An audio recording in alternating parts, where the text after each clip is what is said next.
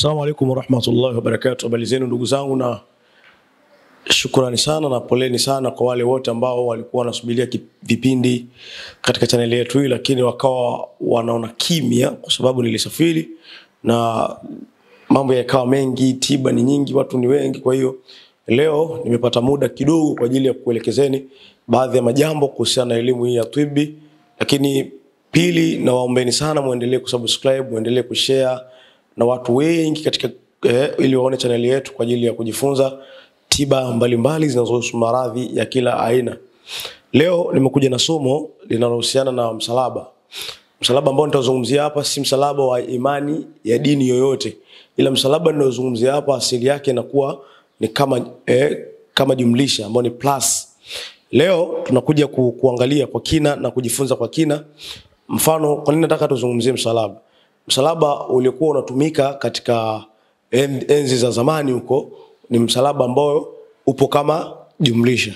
Sasa swali la kawaida tunakuja kujiuliza kwamba kwa nini wasanii waweza kumkuta msanii wa Kiislamu lakini anavaa msalaba. Hiyo ndio nataka nikutoleeni leo hiyo password mje kujua kwamba kwa nini wasanii waweza kumkuta msanii dhehebu lake sio la kuvaa msalaba lakini yeye anavaa msalaba. Ni kwa nini huwa wanavaa msalaba aliyakuwa wao ni Waislamu? Sasa ukikuta mtu amevaa msalaba na yeye si dini hiyo, sasa ina maana huyo mtu amevaa kwa matakwa yake binafsi. Na matakwa ya binafsi katika elimu ya tibi na elimu ya falaki, huyo mtu akiwa amevaa msalaba aliyakuwa sio dhehebu lake.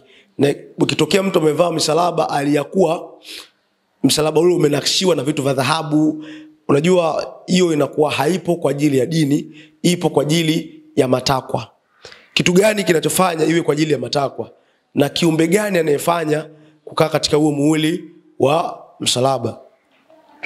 Katika ulimwengu kuna majini wanne wakubwa ambao ni wa kwanza nitakuja kumuelezea katika kipindi changu kijacho. Wa pili anaitwa Azazir. Wa kwanza wanamuita huyo ndo mkuu wa Freemason, wanamuita Oya, Ocha, Chameleon. Huyo mwenyewe ndo anakuwa Freemason. Lakini Azazir ndo watu wengi wanamtumia katika uchawi. Azazir ni miongoni mwa jini mkubwa katika ulimwengu, mwenye nguvu sana katika elimu ya kufanya majambo hapo kwa hapo. Sawa. Katika msalaba kuna elimu moja, msalaba ni miongoni mwa kitu kikubwa sana katika ulimwengu. Ni miongoni mwa pentagram au ni miongoni mwa vitu ambavyo ukiingizia utatu mtakatifu, msalaba una nguvu kubwa katika kuletea mvuto, kupendwa na watu, kusikilizwa na watu, lakini pia una nguvu sana katika kufanya majambo. Mmiliki wa msalaba design ya jumlisha anaitwa Azazir, ambao pia walikuwa wanamtumia katika wale watu miongoni mwa watu walikuwa wamesababisha vita ya Adolf Hitler. Walikuwa wanamtumia ile Adolf Hitler kusababisha ile vita, walikuwa wanamtumia yeye kwenda kuwapeleka wagonjwa, kuwasaidia wagonjwa, kuwaponyesha watu kimiujiza. Huyu msalaba wake unakuwa ni msalaba wa mwekundu. Maana hata katika magari yetu ya kawaida ya wagonjwa tunakuta alama ya msalaba. Na maana huyu ndo muasisi wa hilo jambo. Sawa sawa. Lakini tunafanyaje? Tuna vitu gani tunaweka humo ili inakuwa hivyo?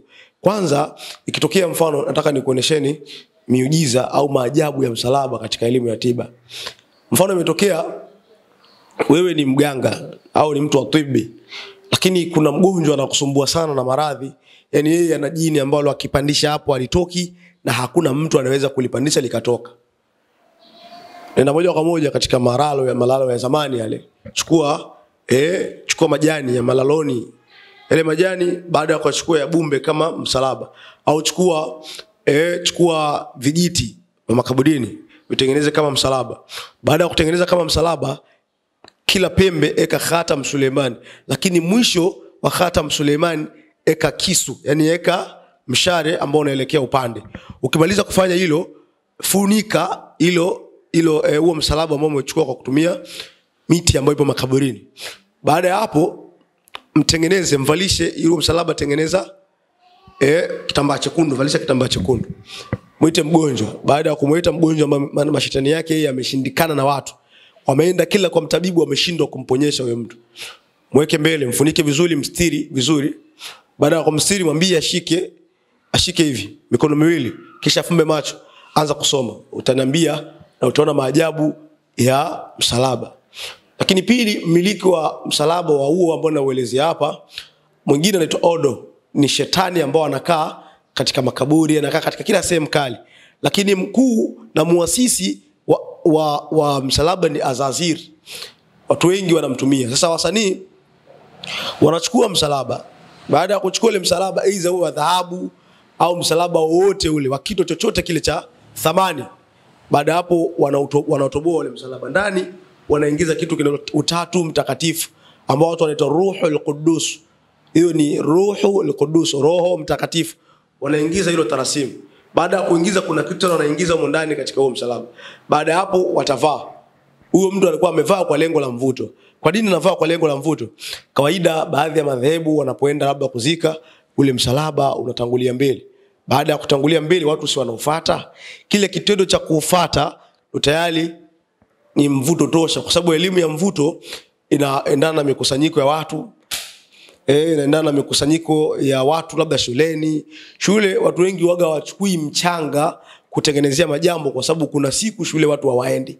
Kwa hiyo kitokeo umechukua mchanga wa sokoni kisha ukafanya kama kizimba, ina maana iko kitu chako kitakuwa kimekufa nguvu baada ya watu kwa likizo, au ile Jumamosi na Jumapili itakuwa haifanyi kazi.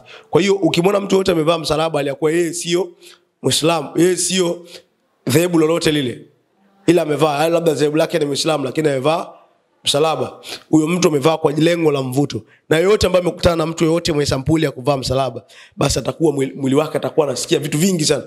Atasikilizwa mtu aliyevaa msalaba, atapendwa na atafanywa kila kitu kama atakuwa amevaa kwa lengo la mvuto. Kwa sababu watu wanapoenda kuzika kule, msalaba unatangulia mbele, watu wanaofuata. Kile kitendo cha watu kufuata ashiria tosha, ni kizimba tosha cha wewe kufanya. Na baadhi ya madhehebu pia huwa wanafanya katika maombi yao, wanasoma vitu vyao. Kuna muda wananena maneno, muda wa kunena maneno wanakuwa wanafanya Azazir, sio wao. Nitakuja kumuelezea kwa kina siku moja.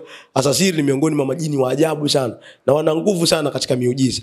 Na pia wao wanamuita mtaalamu wa uponyaji, ni fundi wa hizo kazi. Sawa sawa. Tukija katika hii elimu inapatana sana na elimu ya msalaba, ipo sana na elimu ya fimbo, kwa sababu elimu ya fimbo pia inawakilisha utawala. Inawakilisha utawala na uongozi wenye nguvu. Fimbo, mtu yote mwenye kuchukua fimbo kisha akatabana nao mafundo na akatengeneza vya kutengeneza, fimbo hiyo itakuwa na nguvu. Mfano mimi fimbo yangu ni hapa. Hii fimbo nimeweka khatam Suleiman. Hii khatam, lakini mbele ya hii fimbo ukifungua ndani hapa inafunguka hiyo. Nimetengeneza, nimeingiza vitu vyote. Majina 10, roho, nimeingiza vitu vyote ambavyo mimi navijua. Lengo ni nini?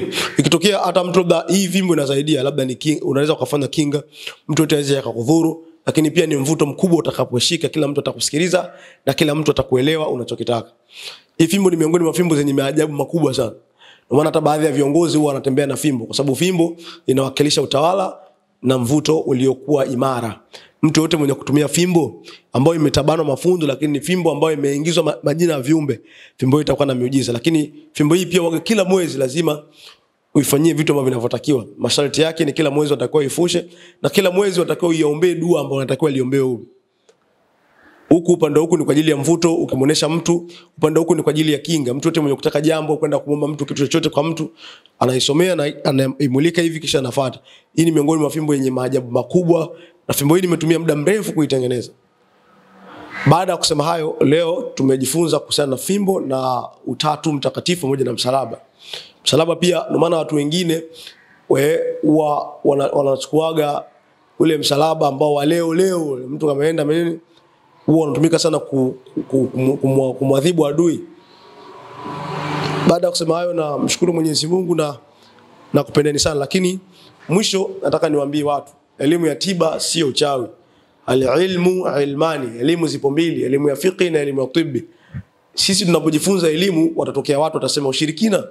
Mimi naambia wale wote wanasema elimu ya tibbi ni ushirikina, waende kusoma tiba, na wasio watu ambao wanapenda kuhukumu, kwa sababu elimu lengo ni kufundisha ujue kwanza. Kuna baadhi ya elimu watakuwa ujue kwanza. Baada ya kujua, ukiona hiki nikifanya nitachupa mipaka, usifanye. Ukiona hiki nikifanya hakina chochote, fanya. Kwa hiyo ukimhukumu mtu mshirikina na nini, dhanna ni mbaya na usidhanie. Na miongoni mwa madhambi mabaya kabisa ni kudhania. Elimu unatakiwa usome, soma elimu, usiwe mjuaji. Baada ya kusema hayo, na kukaribisheni tena katika vipindi vingine, na shukrani sana na kupendeni.